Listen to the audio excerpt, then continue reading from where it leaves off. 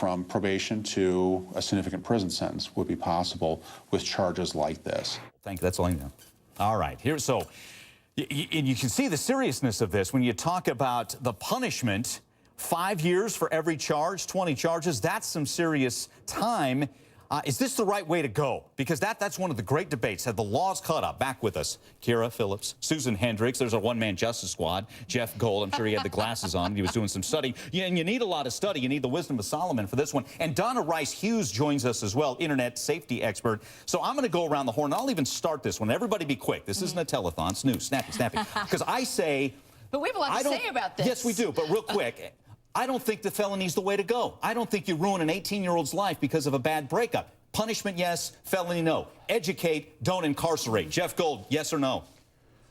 I don't know. I think probation might be better than nothing in this case. I mean, this guy had some evil intent. That's what I'm worried about. Okay, Susan? I'm with you on educate, but I think maybe make this an example. I don't know about jail time, but I don't know. Some punishment.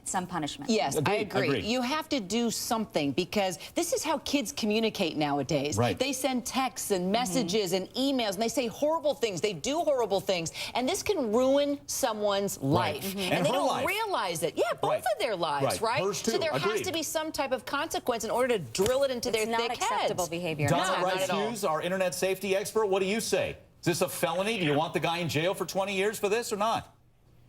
Well, I think you're right. We have to educate, but this is a teachable moment. And, you know, kids, anyone that's raised a teenager, they're going to make mistakes. So, no, should he serve this kind of time? I don't think so, but there should be something.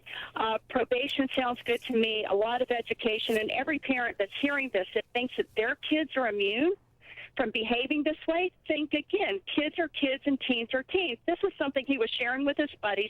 It's now hurt this girl. These videos can never be taken off the internet. So there has got to be consequences to our actions. But we've also got to be careful that, we don't, we realize he's a kid too, and he made a really bad mistake. He's got to pay, but I don't think, 20 years in prison, that's a great point. That's a lot of moms think, oh, maybe not my child. My child wouldn't do this. And they're 10 steps ahead of us. Yeah. Real quick, Don, on that point.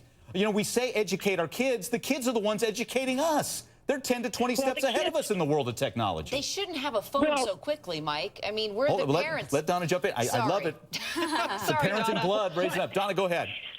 Yeah, 1 in 5 kids are sexting. And look, we're living in a pornified culture, and the kids that have been surveyed, they think that this is okay. They think that this is normal and natural, that we have got to help them understand the consequences of these kinds of choices. And educating the parents is key, which is why we created the Internet Safety 101 program, and it's now airing on PBS. So anybody in the country can call PBS and get this. It's Emmy Award winning and have 3 hours of television just on educating parents about what their kids are doing and how to make sure that they're safe and become a good cyber parent, because we need our parents to step up. Let me say this, Kira, and I'll turn you loose on this one.